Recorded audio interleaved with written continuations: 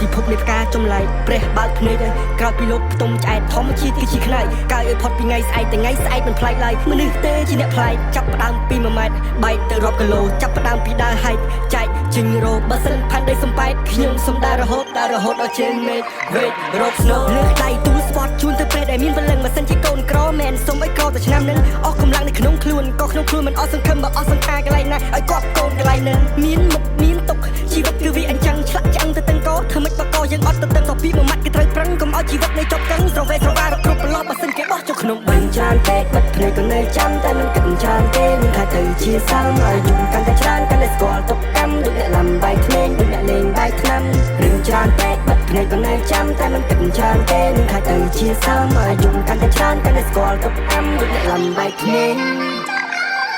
ឃើញហើយផ្កានេះមានពឹសផ្កាចេះស៊ីមនុស្សធ្វើឲ្យវង្វេងទិសនៅហើយទុកគ្រឿងទាំងអស់នោះឲ្យរសាយទៅតាមខ្យល់ព្រោះរឿងខ្ញុំពិបាកស្រាយជាងវិបត្តិសកលរាល់យប់ដេកលក់អង្គុយបឺតបារីជាមួយនឹងព្រះច័ន្ទនៃរស់កំដររាត្រីធម្មជាតិព្រមព្រៀតរស់កំដរព្រឹកព្រៃទឹករស់កំដរត្រីបើងាប់ជាជីកំដរដី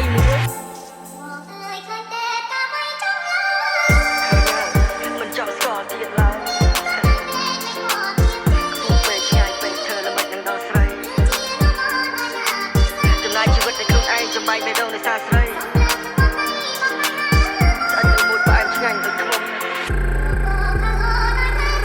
ទៅចាប់បងមុនចុះនៅទី Paradise បើជឿម្ដងទៀតស្ថិតថាអូនស្រស់ស្រាយទោះបងមានស្នាមតែឥឡូវធូរស្បើយឲ្យតែអូនបានសុខបងនេះមិនស្លាប់ឡើយណាស់ហើយបងក៏ស្បើយមិននេះត្បិតតែជារស្តាតែបងគ្មានដុល្លារដូចជាលៀនអ៊ូស៊ីទេ